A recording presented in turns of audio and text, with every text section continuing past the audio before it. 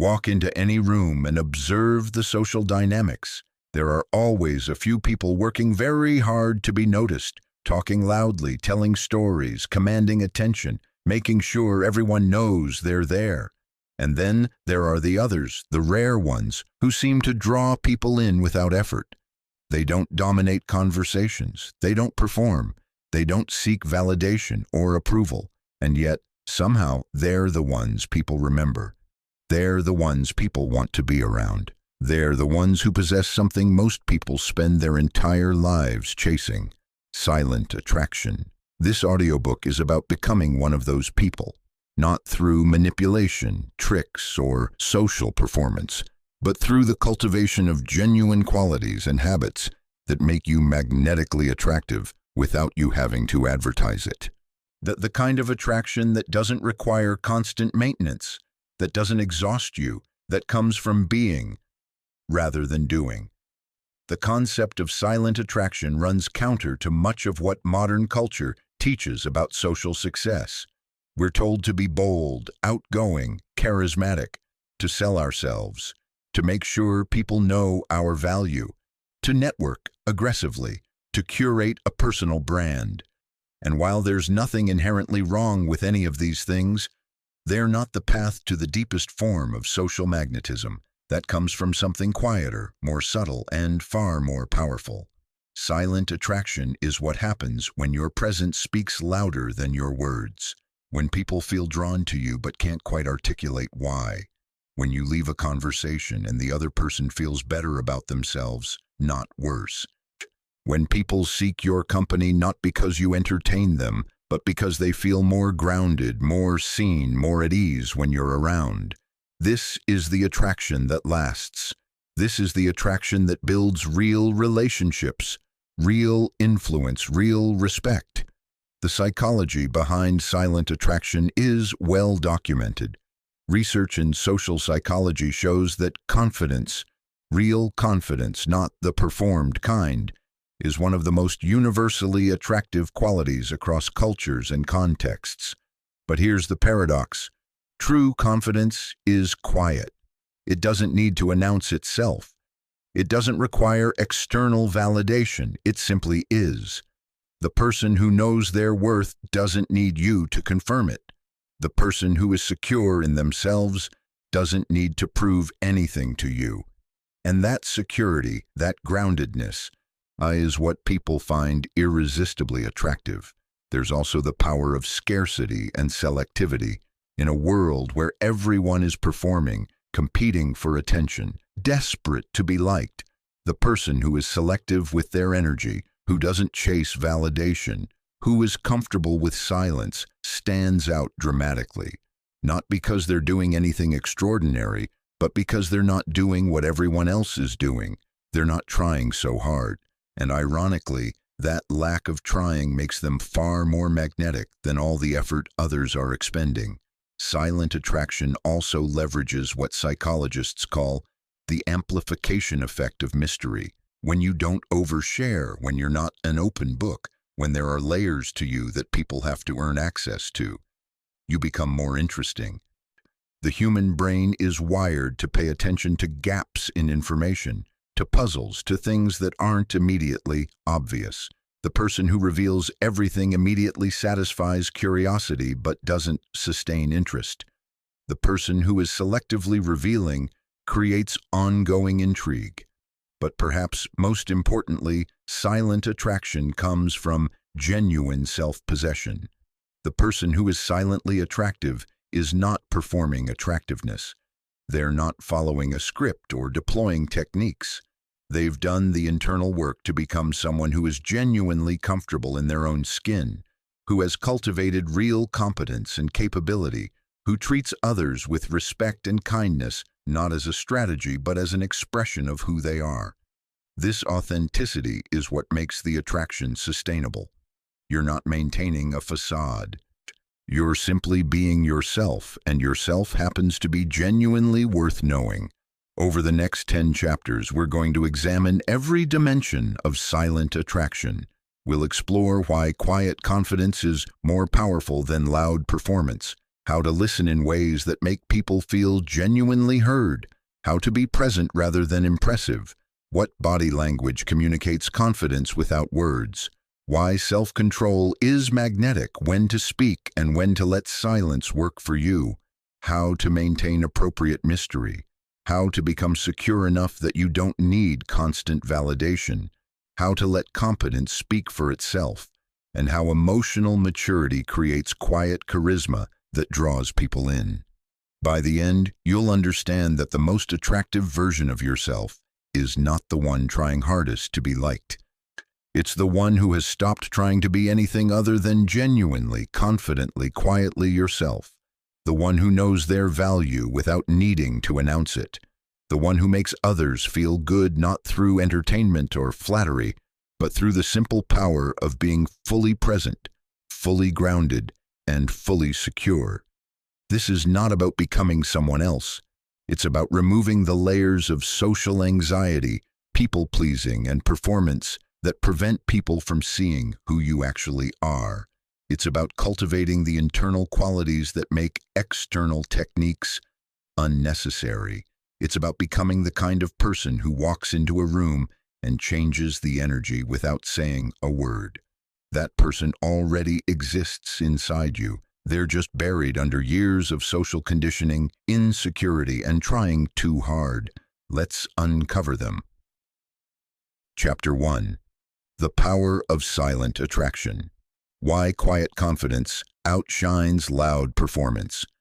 There's a fundamental difference between being noticed and being remembered. Anyone can be noticed through loud behavior, dramatic gestures, or attention-seeking performance. Being remembered, being the person others think about after the interaction is over, the person they want to see again, requires something deeper. It requires presence, substance, and the kind of confidence that doesn't need to announce itself. Quiet confidence is not the absence of confidence. It's confidence so secure that it doesn't require external validation to maintain itself. The quietly confident person knows their worth and doesn't need you to confirm it. They're comfortable with who they are and don't need to prove it to you.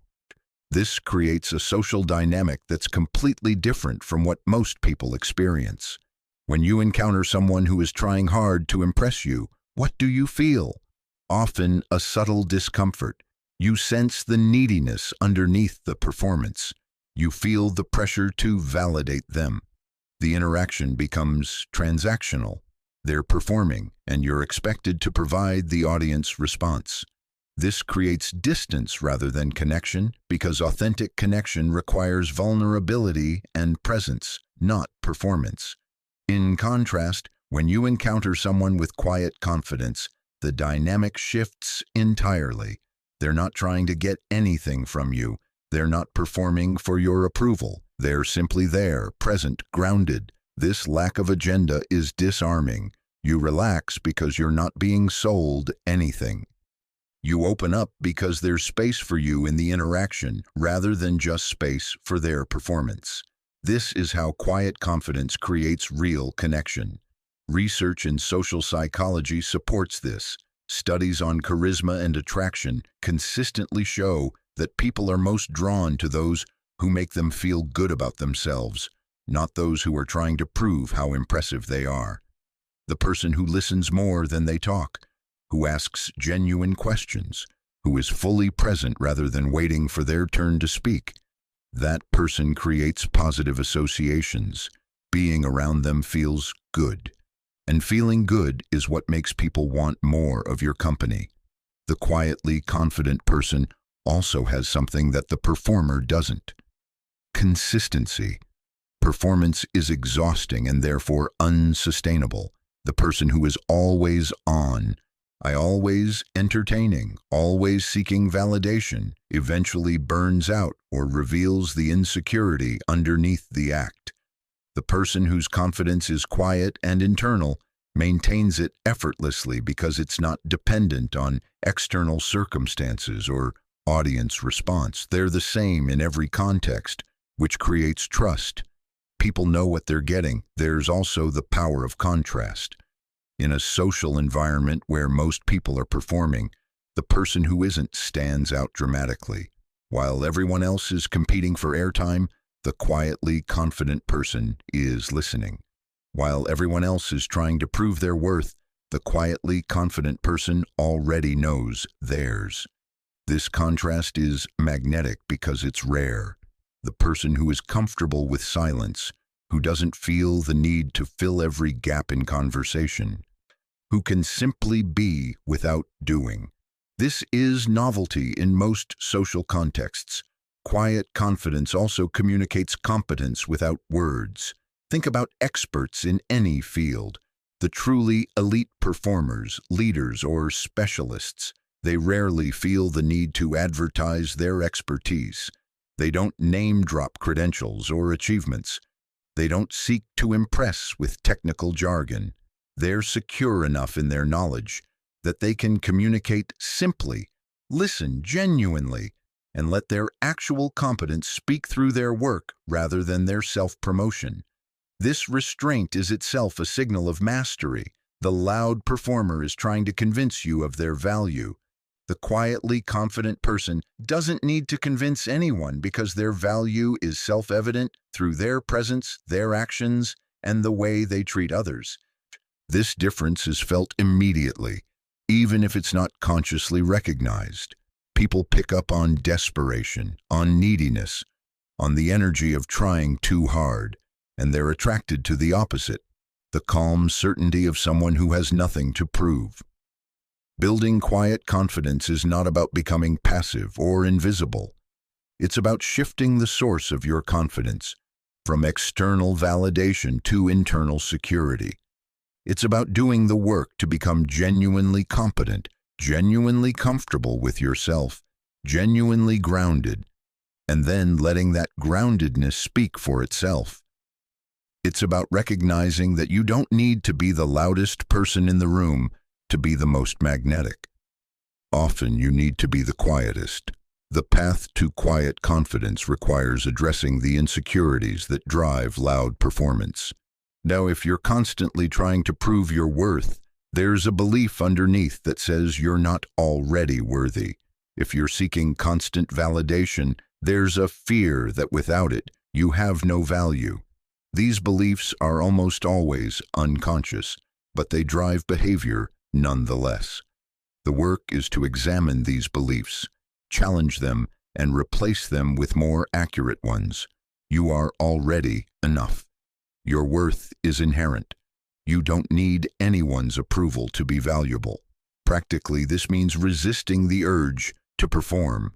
Notice when you're about to say something just to be noticed. Notice when you're sharing an achievement to impress, rather than because it's relevant. Notice when you're talking more than listening because silence makes you uncomfortable. These moments of noticing are where change begins. Each time you resist the performance impulse and choose presence instead, you strengthen quiet confidence. Quiet confidence is also built through actual competence. The faker trying to appear confident without substance will eventually be exposed. The person with real skills, real knowledge, real capability has a natural ease that can't be manufactured. They're confident because they know they can handle what comes. This is why genuine self-improvement, building skills, developing expertise, becoming actually capable is the foundation of sustainable attraction. You're not faking confidence, you're earning it. The most attractive version of confidence is the kind that elevates others rather than diminishing them. The quietly confident person doesn't need to make themselves big by making others small. They can celebrate others' successes without feeling threatened. They can admit what they don't know without feeling inferior. They're secure enough to be generous with praise, credit, and attention. This generosity paradoxically makes them more attractive because it signals that they have abundance. They're not guarding a scarce resource, they're operating from overflow. Remember, the goal is not to be admired. The goal is to be someone others feel good around. Admiration creates distance. Connection creates attraction. Quiet confidence creates connection because it removes the barriers of performance, neediness, and competition. It allows real human interaction to happen, and real human interaction is what creates the kind of attraction that lasts. Chapter 2. The Art of Listening, Making Others Feel Heard Without Saying Much. Most people don't listen. They wait for their turn to talk. They half hear what you're saying while mentally composing their response. They interrupt with their own stories. They give advice you didn't ask for. They make the conversation about them. And then they wonder why their social interactions feel shallow and why people don't seem particularly drawn to them. Real listening, the kind that makes you magnetically attractive, is rare enough that when people encounter it, they notice. They feel it, and they want more of it. Because being genuinely heard is one of the most fundamental human needs, and it's one of the least satisfied needs in modern social life. The difference between hearing and listening is the difference between passive reception and active engagement. Hearing is automatic. Listening is intentional. When you truly listen, you're not just processing words. You're attending to tone, emotion, subtext, what's being said and what's being carefully not said. You're focused entirely on understanding the other person rather than on formulating your response or waiting for your moment to shine. Research on interpersonal attraction consistently shows that people like those who listen to them more than those who talk to them. Psychologist Harry Rice's work on responsiveness, the quality of being attuned and supportive in interactions, demonstrates that feeling heard, understood, and valued is one of the strongest predictors of relationship satisfaction across all types of relationships. The person who provides this experience becomes someone others actively seek out. Real listening requires several components. First, full attention. This means phone away, not just face down, but actually put away. Eye contact, not continuous staring, but regular connection that shows presence. Body oriented toward the person, leaning slightly in, giving physical cues that you're engaged. This level of attention is so rare in an era of constant distraction that giving it to someone is itself a gift they'll remember. Second, silence. Resist the urge to fill every pause. When someone finishes speaking, wait a beat before responding. This gives them space to add more if they want to. And it signals that you're not just waiting for your turn, but actually processing what they said. Silence in conversation, when used appropriately, communicates respect and thoughtfulness. It says, "What you said matters enough that I want to consider it rather than immediately react to it." Third, reflective responses.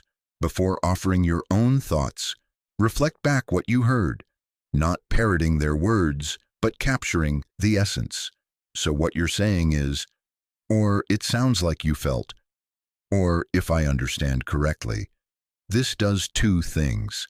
It confirms your understanding and gives them a chance to clarify, and it demonstrates that you were actually listening, not just nodding along while thinking about something else. Fourth, questions that go deeper rather than questions that redirect. The poor listener asks questions that bring the conversation back to themselves. "Oh, that happened to you. This similar thing happened to me." The good listener asks questions that invite the other person to go deeper into their experience. How did that make you feel? What happened next? What did you learn from that? These questions communicate genuine interest and create space for meaningful conversation. Fifth, emotional attunement. Listen not just to the content, but to the emotion underneath. Someone might be telling you a factual story about their day, but the emotion behind it is frustration or excitement or anxiety.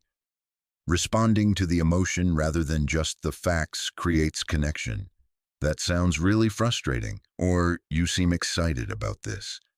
This attunement makes people feel seen in a way that responding only to surface content doesn't. Sixth, withholding advice unless explicitly asked.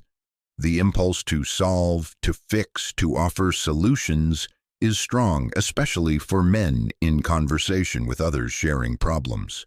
But often people aren't looking for solutions. They're looking to be heard. They're processing verbally. They need witness more than fix it. Unless someone explicitly asks for advice, assume they need listening. If you're not sure, ask, "Do you want my thoughts on this, or do you just need to talk it through?" The silently attractive person uses listening as their primary social tool. While others are performing, they're creating space.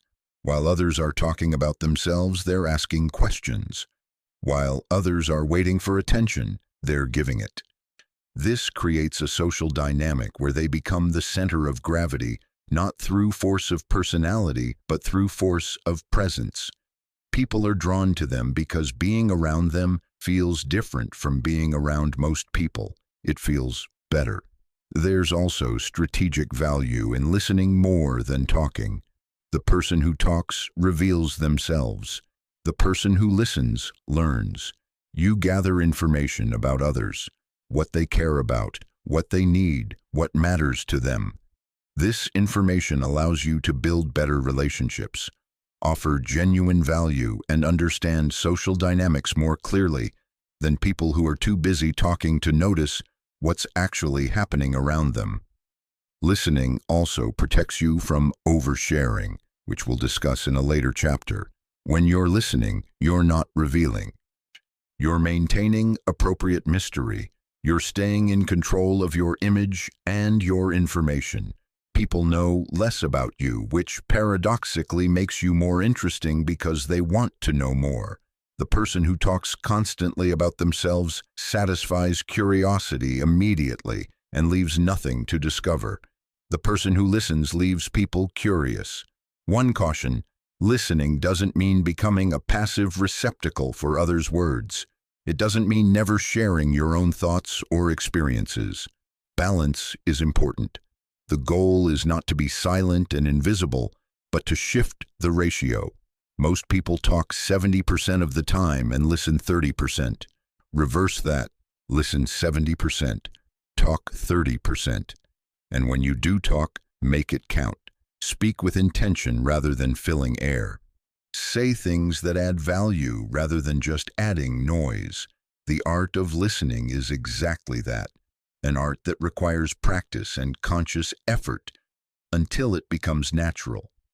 Start by noticing your current patterns. How often do you interrupt? How often do you redirect conversation to yourself? How often are you thinking about your response instead of fully hearing what's being said? Notice without judgment and then begin to shift. One conversation at a time. Practice being fully present. Practice asking questions. Practice sitting with silence. Practice reflecting back. The transformation in how others respond to you will be immediate and noticeable. Being a great listener makes you unforgettable. In a world where everyone is screaming for attention, the person who gives attention instead of demanding it stands out. People leave conversations with you feeling better about themselves, feeling heard, feeling valued, and they associate those good feelings with you. They want more of your company not because you entertained them, but because you made them feel like they mattered. That's silent attraction. That's the magnetism of making others feel seen. Chapter 3. Presence over performance. Being fully there. Instead of trying to impress. Presence is the quality of being fully engaged in the current moment, rather than divided between what's happening now and what might happen next, what others are thinking, or how you're being perceived. It's rare because most people spend social interactions partially present at best. Part of their attention is on the conversation, but another part is monitoring themselves, judging their performance, planning their next move, or worrying about how they're coming across. This self-consciousness creates a barrier between you and genuine connection. When you're worried about being impressive, you cannot be present. When you're focused on how you're being perceived, you cannot focus on perceiving others. When you're performing, you're by definition not authentic, And people can feel this, even if they can't articulate it. There's a hollow quality to interactions with people who aren't fully there. The silently attractive person has made a fundamental shift from performance to presence. They've stopped asking, "How am I coming across?" and started asking, "What is actually happening here?" They've stopped trying to control others' perceptions and started experiencing the interaction as it unfolds. This shift is not about giving up on making a good impression. It's about recognizing that genuine presence makes a better impression than any performance ever could. Research on mindfulness and social connection shows that people who are more present in interactions are rated as more likable, more trustworthy, and more charismatic. Psychologist Ellen Langer's work on mindfulness demonstrates that present-focused attention improves the quality of social interactions and increases positive feelings in both parties. When you're fully there, others feel it. They feel valued. They feel like they matter to you. And that feeling creates attraction. Being present requires letting go of the internal narrative that runs during social interactions. You know the one, the constant stream of self-judgment and second-guessing. Did that sound stupid? Are they bored? Should I have said something else? Do they like me? This narrative pulls you out of the moment and into your head. It prevents you from actually experiencing the interaction because you're too busy analyzing your performance in it. The practice of presence begins with breath. When you notice yourself spinning into self-consciousness or performance mode, bring attention to your breath. Feel it. This simple act anchors you back into your body and into the present moment. It interrupts the narrative loop and returns you to what's actually happening rather than what you're imagining about what's happening. Presence also requires releasing the need to control how you're perceived. This is perhaps the hardest part for most people because the desire to be liked, to be impressive, to be seen positively is deeply ingrained. But here's the paradox. The more you try to control how others see you, the less authentic you become. And inauthenticity is one of the most reliable ways to push people away. The person who is trying to be impressive comes across as insecure. The person who has given up trying to be impressive and is just being themselves comes across as confident. Being present means showing up as you actually are rather than as you think you should be. It means not editing yourself constantly, not performing a version of yourself you think others will like better. This doesn't mean being inappropriately raw or oversharing. We'll talk about the importance of boundaries and mystery later. It means that when you speak, you're speaking your actual thoughts rather than carefully constructed statements designed to impress. When you laugh, it's genuine. When you're quiet, it's because you don't have something to add, not because you're censoring yourself out of fear. Presence also changes how you listen, which we discussed in the previous chapter. When you're not worried about your next response or how you're coming across, you can actually hear what others are saying. You catch nuances you'd miss if you were half engaged. You respond more authentically because you're responding to what was actually said rather than to what you half heard while planning your performance. Another dimension of presence is physical. The present person is grounded in their body rather than lost in their head. Their posture is relaxed but upright. Their movements are calm and intentional, rather than nervous or erratic. They make eye contact without staring. They're still without being rigid. This physical groundedness communicates confidence and calm that others respond to unconsciously. People feel safer, more relaxed around someone who is physically grounded because that groundedness is emotionally contagious. Technology is one of the biggest obstacles to presence in modern life. The phone in your pocket is a constant pull away from the moment. Every notification, every buzz, every impulse to check is drawing you out of presence and into digital distraction. The silently attractive person recognizes this and creates boundaries. Phone away during conversations. Not just silent, but actually put away where you can't see it. This small act communicates respect and creates space for genuine connection that's impossible when both people are semi-available. Presence also means not rushing. The person who is always thinking about the next thing, who is mentally already moving on to what's after this, cannot be fully in this. Slow down. Even if you're busy, even if you have somewhere to be, give the current moment your full attention. When the interaction is over, then you move on. But while you're here, be here completely. This unhurried quality is magnetic because it's so rare. Most people are in such a rush that someone who isn't stands out immediately. There's also the element of curiosity. The present person approaches interactions with genuine curiosity about what will unfold rather than a script they're trying to execute. They're interested in discovering rather than controlling. They ask questions because they actually want to know the answers, not because they're following a social formula. This curiosity makes interactions feel alive and spontaneous rather than rehearsed and predictable.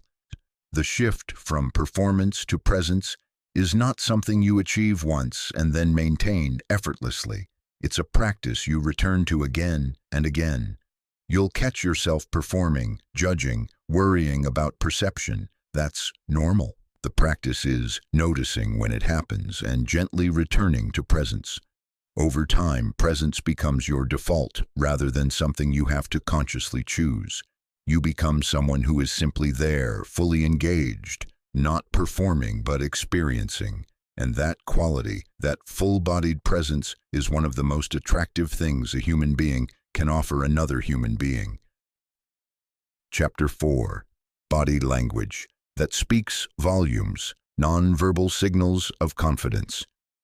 Research suggests that up to 93% of communication is nonverbal, 55% through body language, and 38% through tone of voice, with only 7% being the actual words spoken.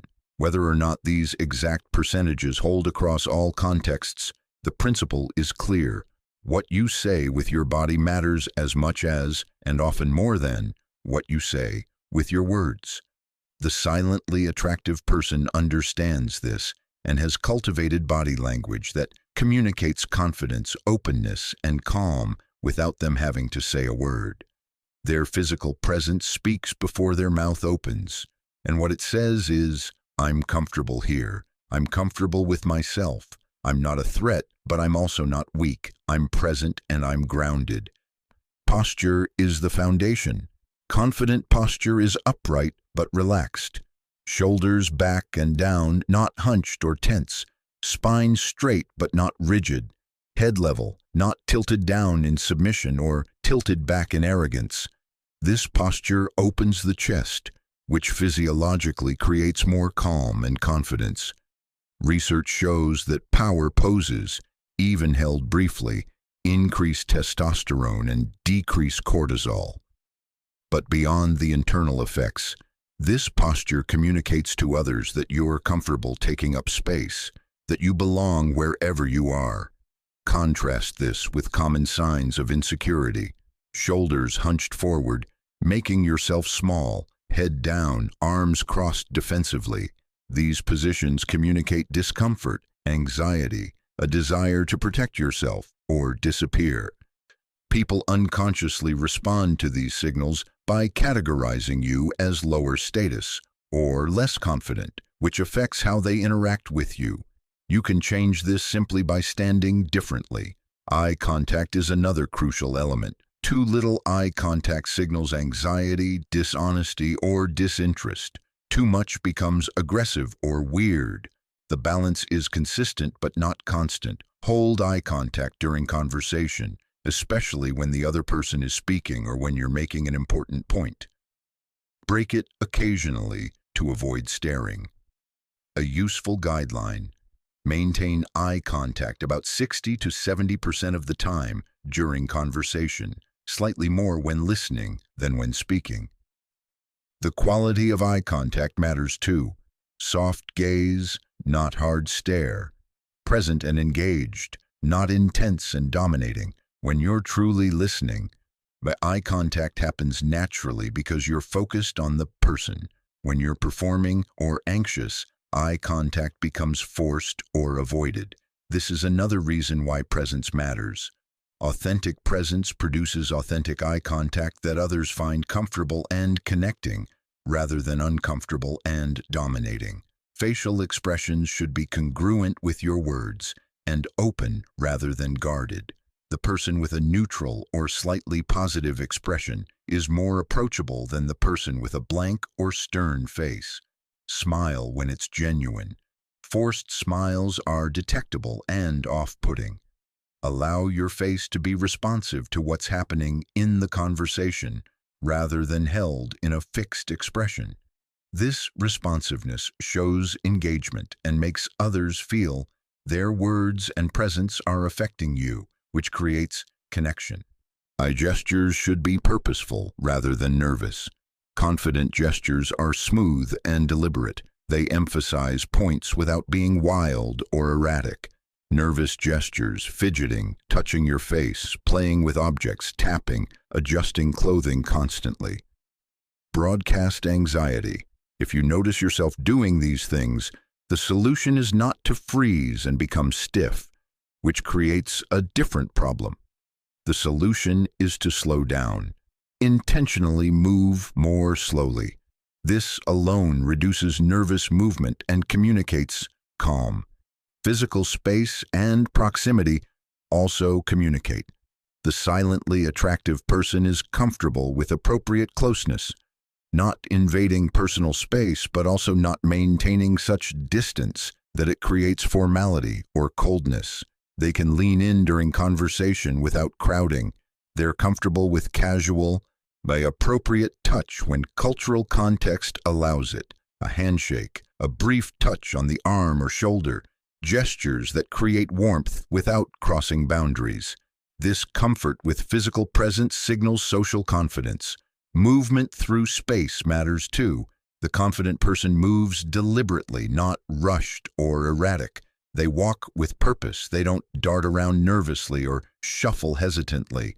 When they enter a room, they don't skulk along the edges. They move through space as if they belong there, which communicates to others that they do belong there. This is not arrogance. It's simply moving as if you have a right to exist in the space you occupy, which you do. The angle of your body in conversation signals engagement or disengagement. Squared up, shoulders parallel to the other person's shoulders, signals full engagement and interest. Angled away signals partial engagement or desire to exit. The silently attractive person squares up when in conversation, giving the other person their full physical attention. This makes the other person feel prioritized and valued. Mirroring is a subtle but powerful element of body language. Humans unconsciously mirror people they like or feel rapport with. Matching posture, gestures, energy level. You can use this deliberately but subtly. If someone is leaning forward, lean forward slightly. If they're speaking quietly, lower your volume slightly. If they're energetic, bring a bit more energy. This creates subconscious rapport and comfort, but it must be subtle. Obvious mirroring looks like mockery. A nervous energy versus calm energy is communicated through dozens of micro gestures. The nervous person has excess energy they don't know what to do with, so it leaks out through fidgeting, rapid speech, jerky movements, inability to be still. The calm person has energy that's contained and controlled. They can be still without being frozen. They can move without being frantic. This calm energy is deeply attractive because calm is emotionally contagious. Being around a calm person makes others feel calmer. Breathing affects body language more than most people realize. Shallow, rapid breathing, which happens when you're anxious, creates tension throughout the body that manifests as closed defensive posture and jerky movements. Deep, slow breathing creates relaxation that manifests as open, confident body language. If you want to change your body language, start with your breath. Slow it down, deepen it, Everything else follows. One practical exercise. Video yourself in conversation or presenting. Watch it with the sound off. What does your body language communicate? Where are you holding tension? What nervous habits do you have? This self-observation without judgment is the first step toward change. Then practice. Stand in front of a mirror and adjust your posture. Practice eye contact with yourself. Slow your gestures. Feel what confident body language feels like in your body so you can reproduce it in social situations. Remember, body language is not about adopting a pose or performing confidence physically. It's about removing the physical manifestations of anxiety and insecurity so that your natural confidence can show through. When you're genuinely comfortable with yourself, when you're present rather than anxious, your body language naturally becomes more open, more grounded, more magnetic. The work is internal first. The body language follows. Chapter 5.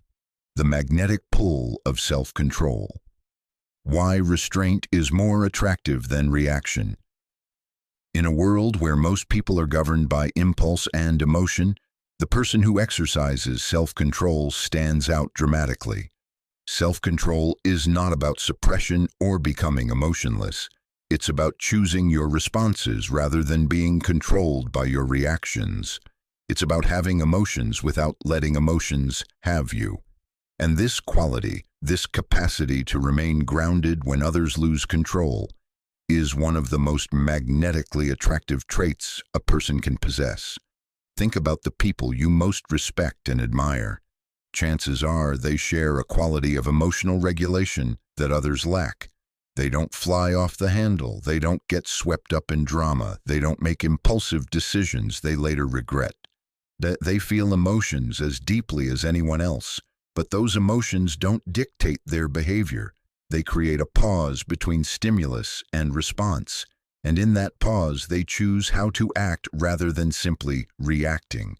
Research in emotional intelligence shows that self-regulation, the ability to manage your emotional state and control impulses, is one of the strongest predictors of success in both professional and personal relationships. Psychologist Danielle Goleman's work on emotional intelligence identifies self-regulation as a core component of EQ, more important in many contexts than IQ. People with high self-regulation make better decisions, build stronger relationships, and are perceived as more trustworthy and reliable. Self-control in conversation means not interrupting even when you have something to say. It means letting silence sit instead of rushing to fill it. It means not reacting defensively when criticized. It means considering before speaking rather than blurting the first thing that comes to mind. Each of these small acts of restraint communicates that you're in control of yourself, which makes others feel safe around you. They know you're not going to explode, lash out, or behave unpredictably. Self-control also means managing your reactions to success and failure.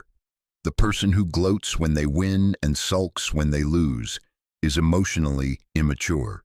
The person who can win graciously and lose with dignity demonstrates emotional mastery that others find admirable. This equilibrium, not getting too high or too low, signals stability. And stability is attractive because most people's lives are already chaotic enough without adding more volatility. In conflict, self-control is the difference between escalation and resolution. The person who matches anger with anger, insult with insult, creates a cycle that spirals out of control. The person who can stay calm when others are agitated breaks that cycle. They don't meet aggression with aggression. They don't take the bait. They respond thoughtfully rather than react emotionally. This doesn't mean being passive or accepting mistreatment. It means addressing problems from a place of groundedness rather than from emotional reactivity. Self-control extends to appetites and impulses. The person who cannot delay gratification, who must have what they want immediately, who lacks discipline around food, spending, substances, or other pleasures broadcasts a lack of self-mastery. This doesn't mean being rigid or joyless. It means being able to choose when to indulge and when to abstain rather than being controlled by every passing desire. This selectivity actually makes indulgence more enjoyable and more meaningful when it happens. There's also self-control in not oversharing. The person who tells you their entire life story within minutes of meeting you, who shares intimate details with near strangers, who broadcasts every thought and feeling on social media. This person is demonstrating a lack of impulse control. They cannot hold back. They cannot filter. And this lack of restraint is off-putting because it violates the natural progression of intimacy. Relationships deepen over time through selective, gradual revelation. Dumping everything immediately short-circuits this process. Self-control in body language means eliminating nervous tells, not fidgeting when anxious, not touching your face constantly, not tapping or bouncing your leg. These are impulses that most people give into automatically. The person who can sit still, who can maintain composed body language, even when uncomfortable, demonstrates mastery over their physical impulses that others notice and respect. The ancient Stoic philosophers understood the power of self-control. Marcus Aurelius wrote extensively about the importance of governing one's reactions and not being swept away by external circumstances or internal impulses. The Stoic ideal was not emotionlessness, but rather emotional mastery, feeling emotions but not being ruled by them, by experiencing desire without being enslaved to it. This philosophy has endured because it speaks to a fundamental truth. You cannot control what happens to you, but you can control how you respond. Building self-control is partly about strengthening what psychologists call ego depletion resistance. Willpower functions somewhat like a muscle. It can be depleted through overuse, but also strengthened through practice. Each time you resist an impulse, choose a deliberate response over an automatic reaction or delay gratification. You're building this muscle. Start small. Practice pausing before responding in conversations. Practice sitting with discomfort without immediately trying to escape it. Practice choosing long-term benefit over short-term pleasure in small decisions. These practices compound, but self-control also requires self-awareness. You cannot control impulses you don't notice having. The practice is to become aware of the gap between stimulus and response, between feeling an emotion and acting on it. In that gap lives choice. Most people collapse that gap completely. They feel anger and immediately express it, feel desire and immediately pursue it. Creating and expanding that gap is the work of self-mastery. Meditation, journaling, and simple mindful observation of your own impulses all help develop this awareness. One caution: self-control is not the same as suppression. Suppression is pushing emotions down, pretending they don't exist, creating a facade of calm while chaos reigns internally. This is unhealthy and ultimately unsustainable. Self-control is feeling the emotion fully, acknowledging it, and then choosing how to respond to it rather than being controlled by it. You feel the anger, you recognize it, and then you decide whether expressing it serves you. That's mastery. Pretending the anger doesn't exist is denial. The magnetically attractive person has cultivated self-control to the point where it appears effortless. They're not white-knuckling their way through restraint. They've internalized the value of choosing responses over automated reactions. They've practiced enough that self-regulation feels natural rather than forced. And this ease, this apparent effortlessness of their composure, is what makes it so attractive. They make emotional mastery look easy because for them, through years of practice, it has become easy.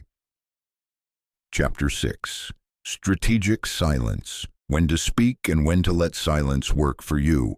Silence is one of the most underutilized tools in social interaction. Most people are deeply uncomfortable with it. They rush to fill every pause, interpret silence as awkwardness, feel compelled to keep conversation flowing at all times. This discomfort with silence is precisely what makes strategic silence so powerful. It's unexpected, it creates space, and it shifts social dynamics in subtle but significant ways. The silently attractive person understands that silence is not empty space that needs filling. Silence is active. It's communicative. It creates tension that can be productive. It allows others to think, to reveal more, to sit with their own thoughts instead of being led by yours. Used strategically, silence becomes one of your most powerful social tools. In conversation, silence after someone speaks gives them space to continue if they want to. Most people, when they finish a thought, will add more if you simply wait. They'll clarify, expand, reveal something deeper. But this only happens if you don't immediately jump in with your response. A 3 to 5 second pause after someone stops speaking often elicits additional information they wouldn't have shared if you'd responded immediately. This technique is used by therapists, investigators, and skilled conversationalists because it works. Silence also communicates that you're thinking before speaking. When you pause before responding, it signals that you're considering what was said rather than just waiting for your turn to talk. This makes your eventual response carry more weight because it's clearly deliberate. The person who responds instantly to everything comes across as reactive and superficial. The person who takes a moment comes across as thoughtful and considered. In negotiation, silence is power. When someone makes an offer or a statement, the natural impulse is to respond immediately, to accept, reject, or counter. But silence after an offer creates discomfort that the other party will often fill by offering more, justifying their position, or backing down slightly. Real estate agents, salespeople, and skilled negotiators all understand that the person who speaks first after a proposal often loses. Silence creates pressure that makes the other party reveal more or concede ground. Silence in response to provocation is particularly powerful. When someone is trying to get a reaction from you through insult, criticism, or inflammatory statement, silence denies them what they're seeking. It demonstrates that you're not going to be baited into responding emotionally. You're above the provocation. This non-response is often more devastating than any comeback you could deliver because it communicates complete indifference to their attempt to affect you. Strategic silence also means knowing when not to defend yourself. When accused or criticized, the automatic response is to explain, justify, defend. But sometimes silence is more effective. If the criticism is baseless, your silence communicates that it doesn't warrant a response. If the criticism has merit, your silence gives you time to consider rather than react defensively. Either way, you maintain composure and control rather than getting drawn into an argument that likely serves no one. In group settings, the person who speaks less often has their words carry more weight when they do speak. If you're constantly contributing to every discussion, your signal-to-noise ratio decreases. People start tuning you out. But if you speak selectively, only when you have something genuinely valuable to add, people pay attention when you do speak. Your words matter more because they're rarer. This is the power of scarcity applied to communication. Silence is also valuable for managing your image and information. Every time you speak, you reveal something about yourself. Sometimes this revelation is strategic and valuable. Often, it's unnecessary. The person who talks constantly gives away too much information, shows too many cards, reveals weaknesses and insecurities they'd be better off concealing. The person who is comfortable with silence maintains mystery and control over what others know about them. There's a specific type of silence that's particularly powerful: comfortable silence. This is silence in another person's company that doesn't feel awkward or tense, but rather peaceful and connected. The ability to be silent with someone without it feeling wrong is a marker of deep rapport.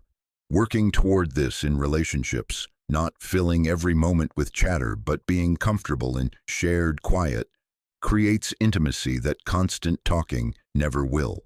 Silence in the face of obvious answers also demonstrates confidence. When someone asks a question where the answer is self-evident or makes a statement that's clearly wrong, the insecure person rushes to correct or explain. The confident person lets the silence hang. They trust that others will reach the obvious conclusion without them stating it. This restraint communicates respect for others' intelligence and confidence in your own position.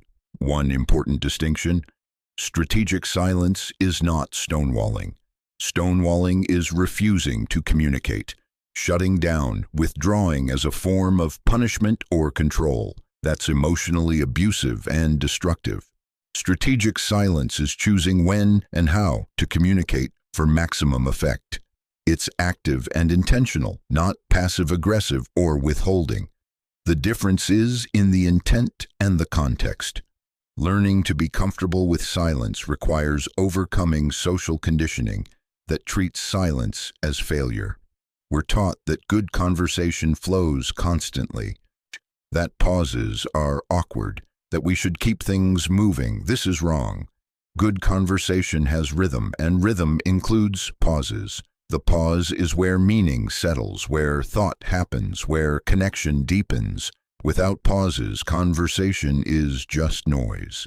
Practice silence deliberately. In your next conversation, resist the urge to fill every pause.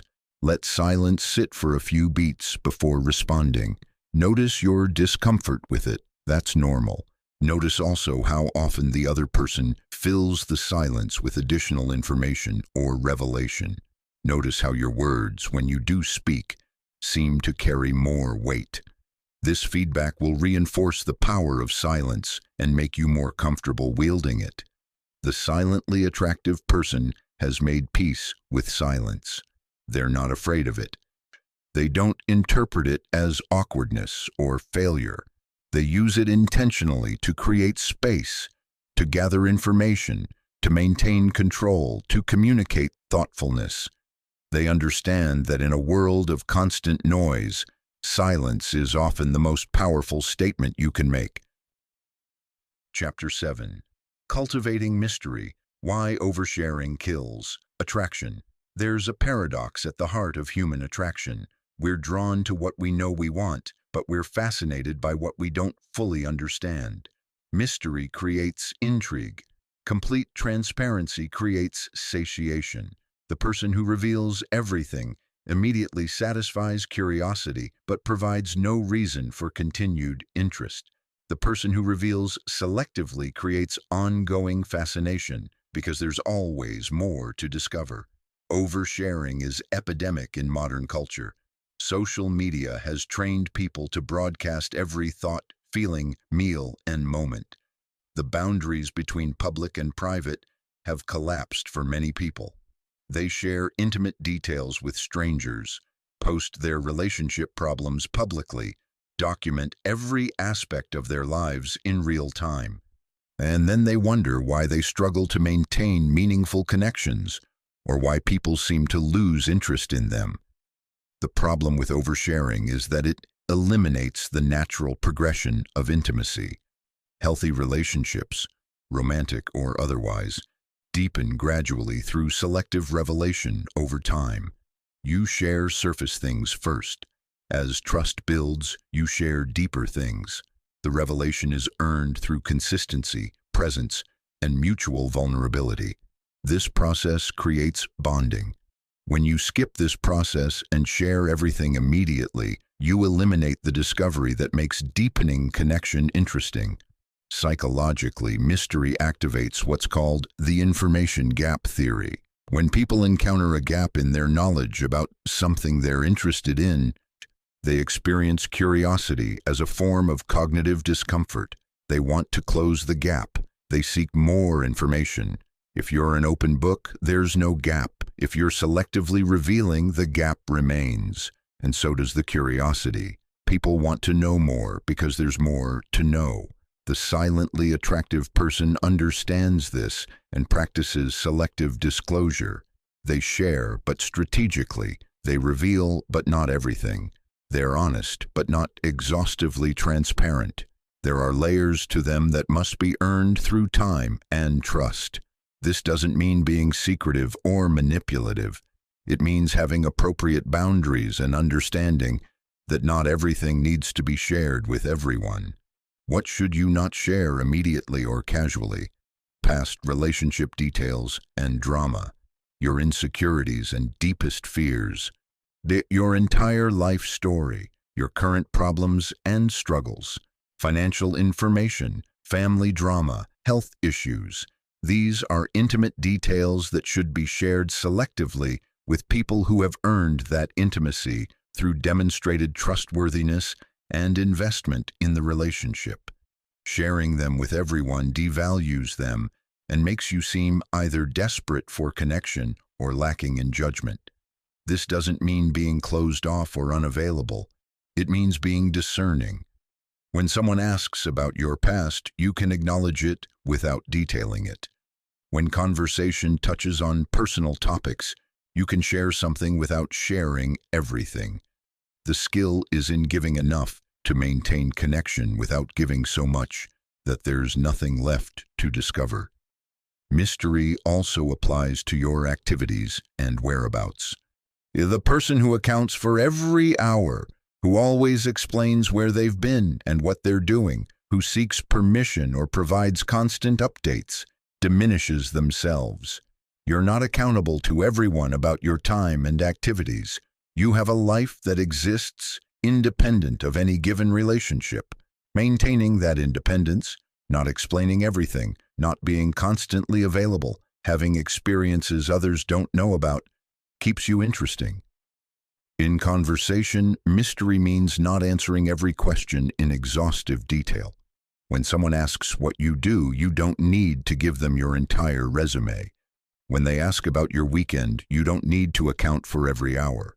Give enough to satisfy the question, but not so much that there's nothing more to ask. Leave threads others can pull if they're interested. Let them work a little to know you. Mystery is also about not broadcasting your every emotion and thought. The person who announces every mood, who live tweets their internal state, who makes their inner life a public performance, is exhausting to be around. They've eliminated all space between stimulus and expression. They feel something and immediately externalize it. This creates a kind of emotional exhibitionism that repels rather than attracts. Some things should remain internal. Some processing should happen privately. There's also strategic value in not revealing your hand too early in romantic contexts. The person who immediately expresses strong interest, who texts constantly, who makes themselves completely available, who shares all their feelings and intentions. This person eliminates the tension that makes attraction exciting. A degree of uncertainty, of not being sure exactly where you stand, creates the push-pull dynamic that maintains interest. This isn't about playing games. It's about not collapsing all the natural tension and uncertainty that makes pursuit interesting. Mystery also means maintaining parts of your life that are just yours. Hobbies or interests you don't share with everyone. Places you go alone, experiences you have that you don't document or broadcast. This creates a sense that there's more to you than what's visible on the surface, that you have depths others haven't reached.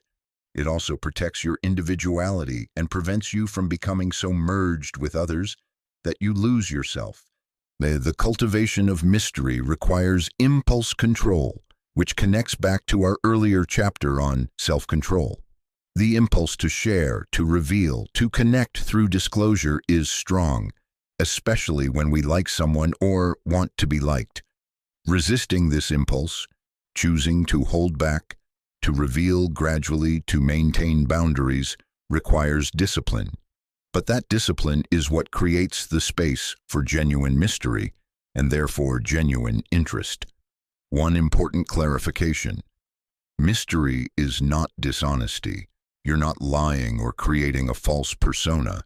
You're simply being selective about what you reveal and when. You're honest in what you do share. You just don't share everything. The dishonest person creates mystery through deception, which inevitably collapses. The authentic person creates mystery through appropriate boundaries and selective revelation, which sustains. Cultivating mystery makes you more attractive because it makes you more interesting. People want to unravel you. They want to discover what you're not showing. They want to earn access to the layers you don't give freely.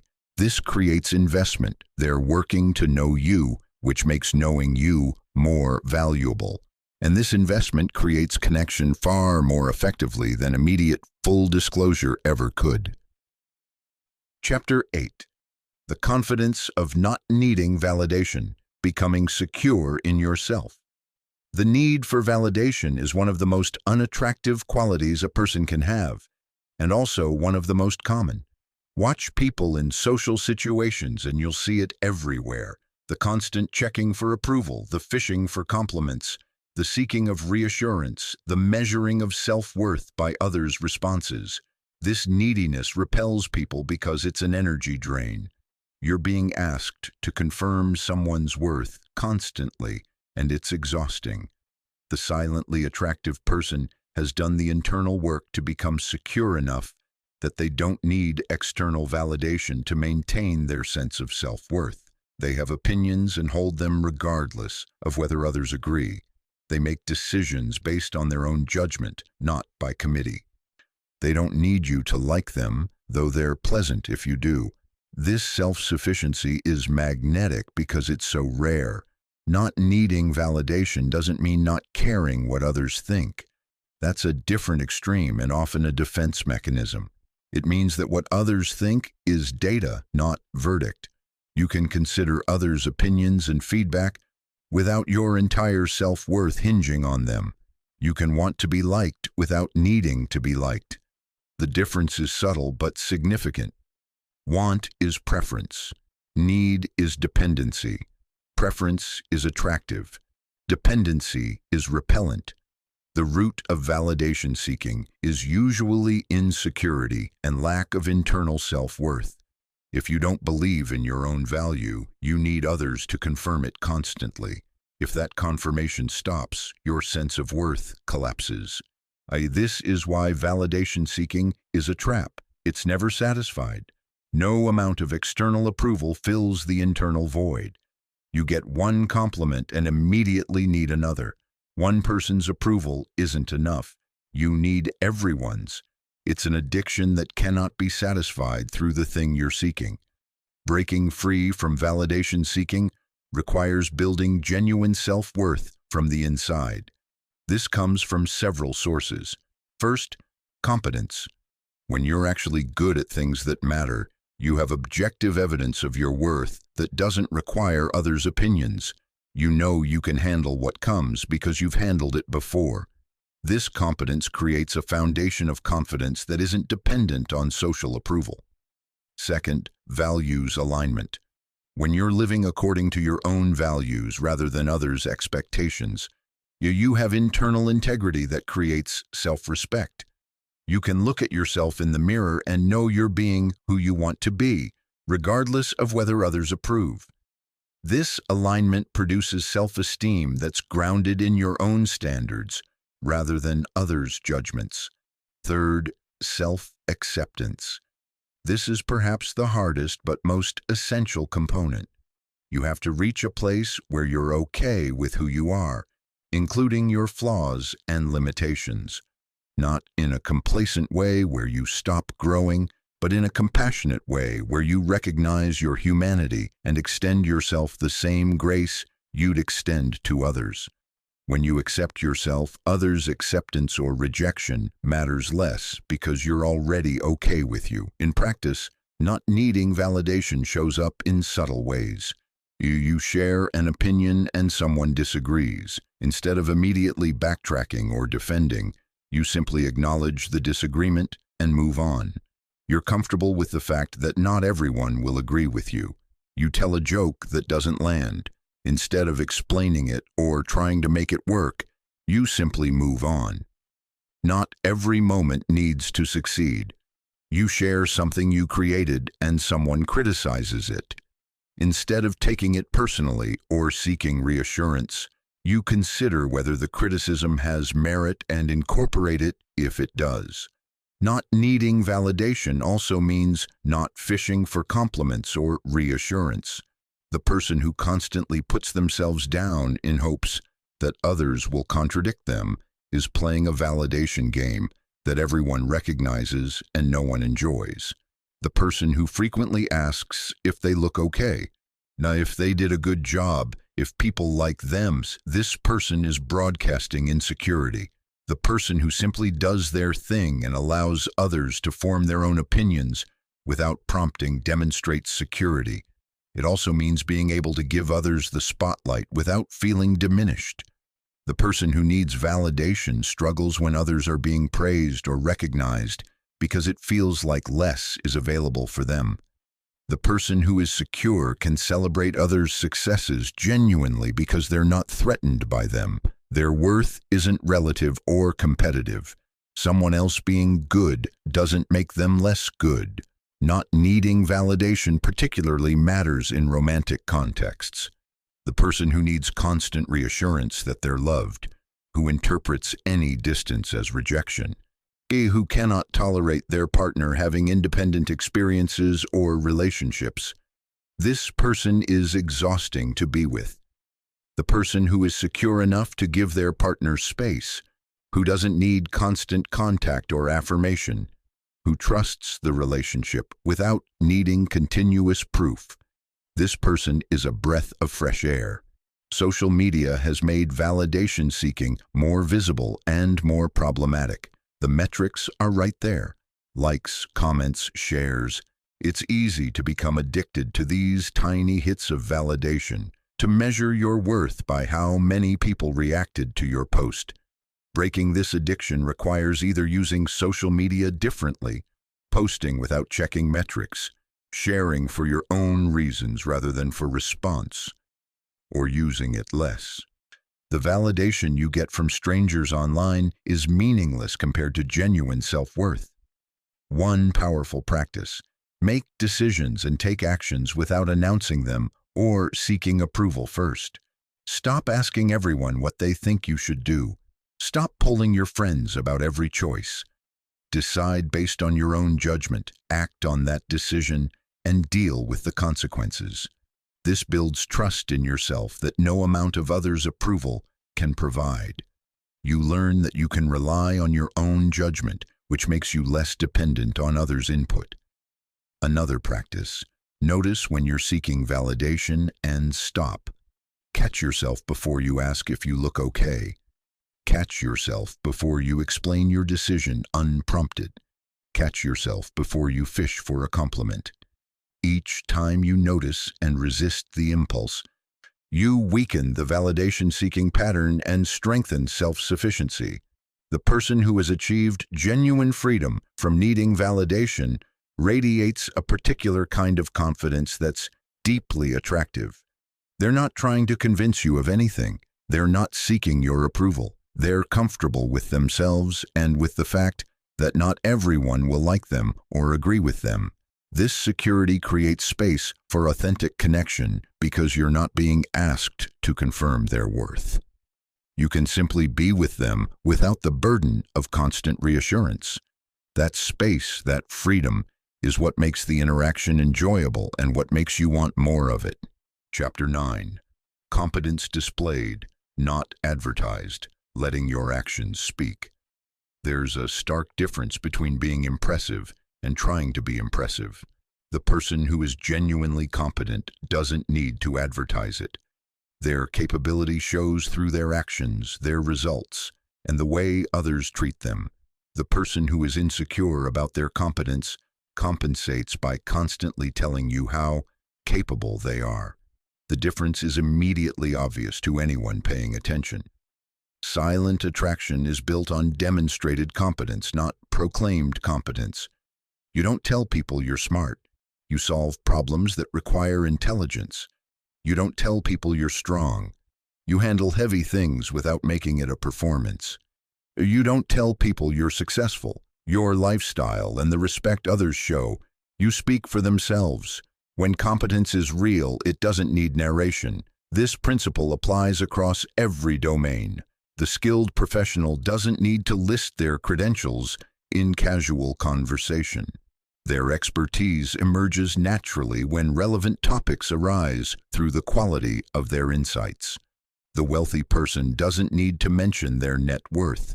It shows in subtle ways, their confidence about money, their choices, the opportunities they create. The well-read person doesn't name-drop authors. Their depth of understanding reveals itself in how they think and what connections they make. Research on impression management shows that competence cues are more powerful when they're incidental rather than deliberate. When someone casually demonstrates capability without drawing attention to it, observers rate them higher than when the same capability is explicitly claimed. The demonstration is trusted. The claim is suspect. This is because anyone can claim anything. Actually doing the thing is proof. The silently attractive person develops real competence in areas that matter and then lets that competence speak. They focus their energy on becoming genuinely skilled rather than appearing skilled. They invest in capability rather than in creating the perception of capability. This means when their competence is tested, they deliver. The person focused on perception crumbles when actually required to perform because there's no substance underneath the image. Letting actions speak also means not constantly talking about what you're going to do. The person who announces every plan, every goal, every intention before acting is seeking validation for the intention rather than the achievement. They get social credit for the announcement and then often don't follow through because the announcement satisfied the social need. The person who simply does things and lets others notice afterward demonstrates that they don't need applause to motivate action. This principle is especially important with challenges or difficulties.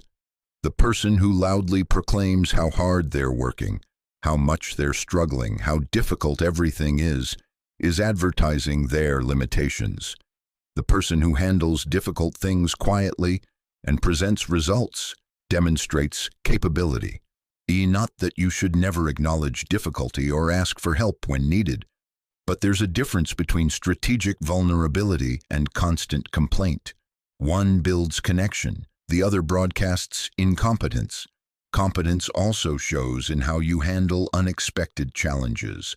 When something goes wrong, the competent person addresses it calmly and efficiently. They don't panic. They don't make the problem everyone else's problem. They don't need their hand held. They assess, adapt, and handle it. This grace under pressure is one of the most attractive qualities observable in real time. It's one thing to claim you can handle stress. It's another to actually demonstrate calm competence when stress arrives. In professional contexts, this means letting your work product speak for itself. Don't explain how smart your solution is. Let others discover its intelligence. Don't tell people how hard you worked. Let the quality of the output demonstrate the effort invested. Don't remind everyone of your credentials. Let your performance make credentials irrelevant. The work either speaks or it doesn't. If it does, you don't need to narrate. If it doesn't, narration won't help. There's also the element of humility that comes with real competence. The person who is genuinely expert knows how much they don't know. They're aware of the limits of their expertise. They're comfortable saying, "I don't know," or "that's outside my area" when appropriate. This honest assessment of their own boundaries is itself a marker of competence. The faker cannot admit ignorance because their entire persona is built on appearing to know everything. Competence displayed rather than advertised also means giving credit where it's due. When you achieve something through collaboration or with others' help, acknowledging that doesn't diminish you. It demonstrates security and fairness. The insecure person takes all credit because they need it to feel valuable. The secure person shares credit freely because their worth isn't dependent on being seen as the sole source of success. Another aspect, competent people make things look easy, not because they're showing off, but because they've mastered the fundamentals to the point where execution is smooth. The struggling beginner makes everything look hard because it is hard for them. The master makes difficult things appear effortless. This ease is attractive because it signals mastery. People want to be around masters because there's an implicit promise of learning, of elevation, of being brought up to a higher standard. In social situations, competence shows through smooth handling of logistics and interactions. The socially competent person makes introductions naturally, handles awkward moments gracefully, reads the room accurately, adapts their communication to different people. They don't announce they're good with people. Their social grace is simply evident in how interactions flow when they're involved versus the friction that occurs when they're not. Building demonstrable competence requires actual investment in capability. You can't fake your way to the kind of competence that impresses when observed. You have to develop real skills through deliberate practice. You have to gain real knowledge through study and experience. You have to achieve real results through consistent effort. This takes time. There's no shortcut. But the investment compounds because real competence, once built, creates opportunities and respect that no amount of self-promotion ever could. The ultimate goal is to reach a place where you're so genuinely capable in domains that matter that you never need to tell anyone. They simply observe over time that you handle things well, that you solve problems others can't, that you produce results others don't, that you maintain composure when others lose theirs. These observations, accumulated over repeated interactions, build a reputation far more powerful than any claim you could make. Your competence becomes your calling card, and it speaks more loudly than you ever could. Chapter 10. The Quiet Charisma of Emotional Maturity, Staying Calm. When others lose control, emotional maturity is the crown jewel of silent attraction. It's the quality that integrates everything we've discussed: presence, self-control, listening, confidence, competence, into a coherent whole that makes someone not just attractive, but genuinely admirable. Emotional maturity is rare enough that when you encounter it, you notice, and you want more of it in your life. What is emotional maturity? It's the capacity to experience emotions without being controlled by them, to have needs without making them everyone else's problem, to handle disappointment and frustration without falling apart, to regulate your internal state regardless of external chaos, to respond rather than react, to maintain perspective when others are losing theirs. It's being the calm in the storm rather than contributing to the turbulence. The emotionally mature person doesn't take things personally that aren't personal. When someone is rude, they recognize it's about that person's state, not about them. When someone disagrees, they don't interpret it as rejection. When someone is upset, they don't immediately assume they caused it or that they need to fix it. This ability to not absorb others' emotional states while still being empathetic is a hallmark of maturity. Research in psychology shows that emotional regulation, the ability to manage emotional responses, is one of the strongest predictors of relationship success, career advancement, and overall life satisfaction.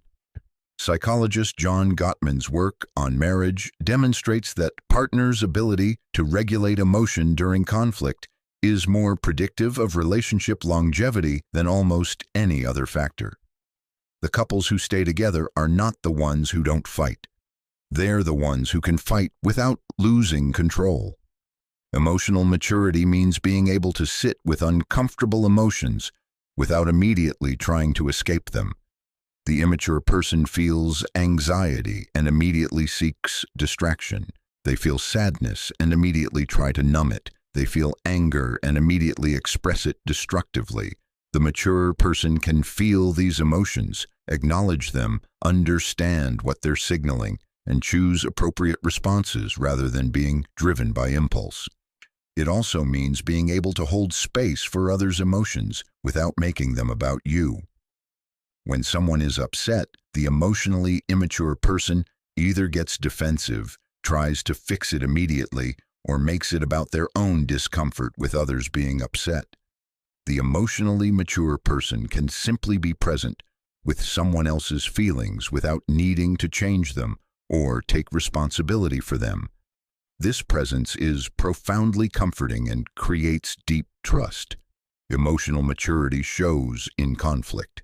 The mature person can disagree without being disagreeable. They can argue a position without attacking the person. They can admit when they're wrong without their ego crumbling. They can forgive without keeping score. They can set boundaries without being cruel. They can end relationships when necessary without being vindictive. These capacities require both self-awareness and self-regulation that most people never develop. Another marker, the emotionally mature person doesn't play games. They communicate directly. They say what they mean. They don't manipulate through guilt, silence, or passive aggression. They don't test people to see if they care. They don't create drama to get attention. This straightforward communication is refreshing because it's so rare. You don't have to decode their behavior or wonder what they really mean. They tell you. Emotional maturity also involves realistic expectations of others and relationships. The immature person expects others to meet all their needs, to read their minds, to make them happy. The mature person understands that no one can meet all their needs, that clear communication is their responsibility, and that happiness is an inside job. This realistic approach prevents the disappointment and resentment that comes from expecting others to be or do what they cannot.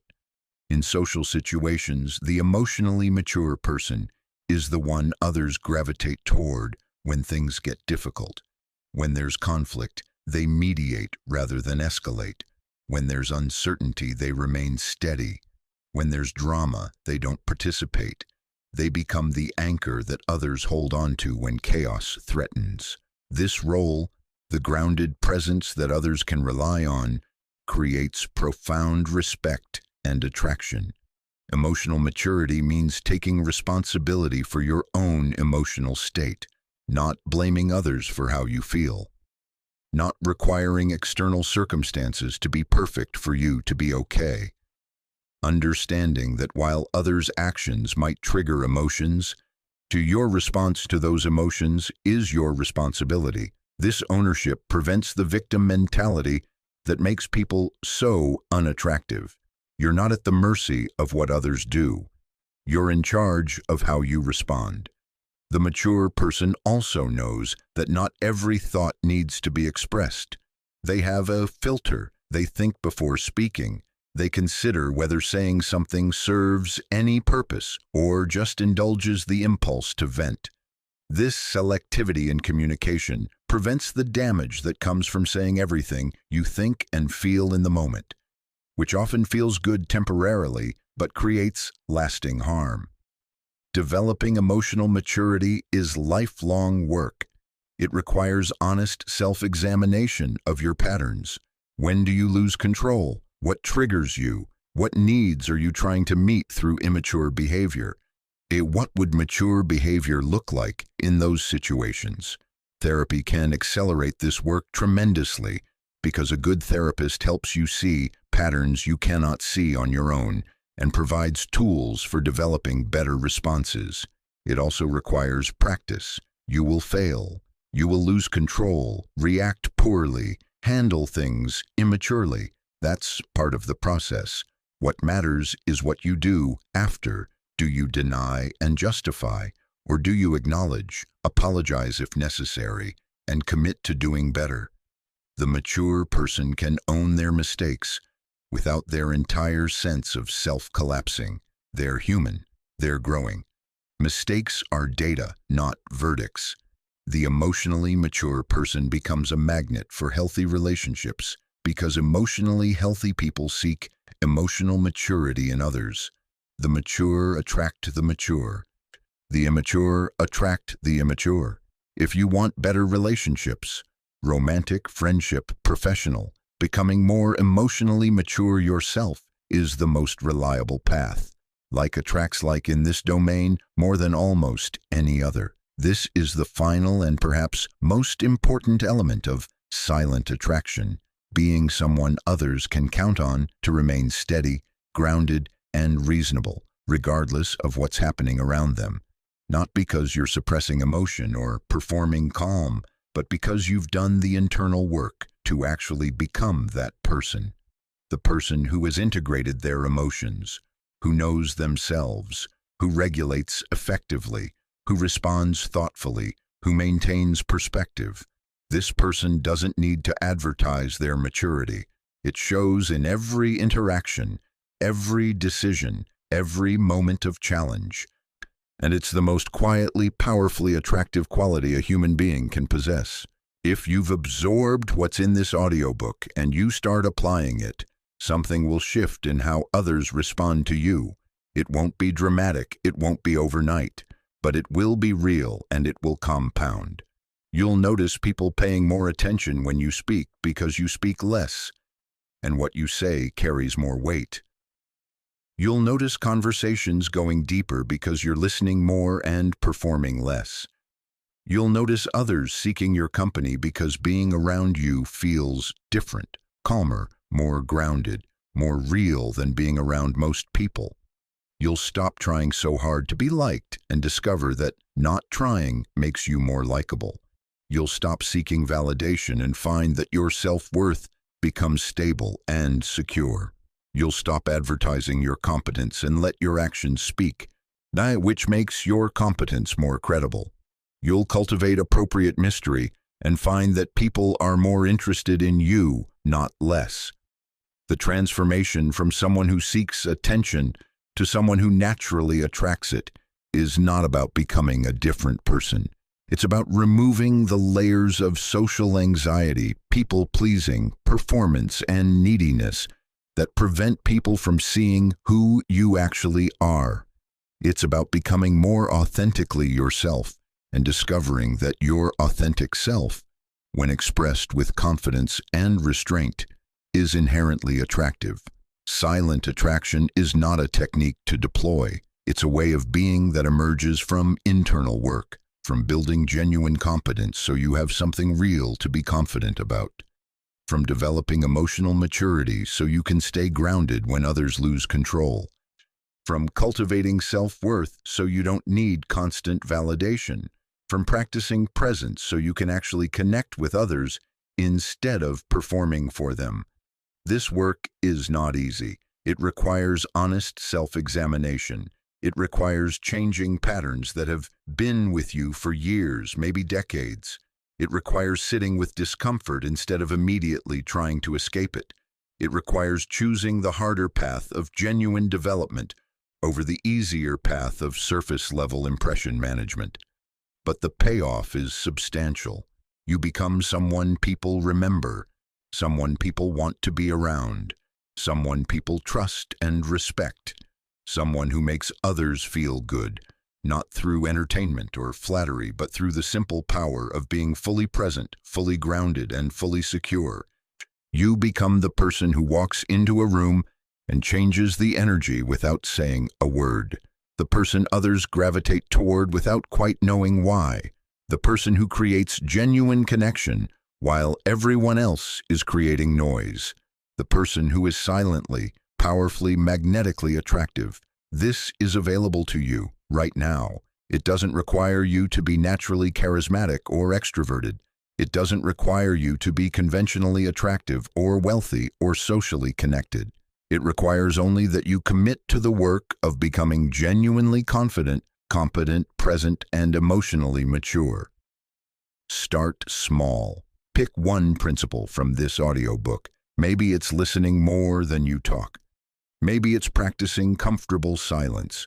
Maybe it's not seeking validation for every decision. Whatever it is, commit to it for a week. To notice how it changes interactions. Notice how people respond differently. Let that feedback reinforce the practice. Then add another and another. Layer these principles over time until they're not techniques you're deploying, but simply how you are. Until quiet confidence is your default.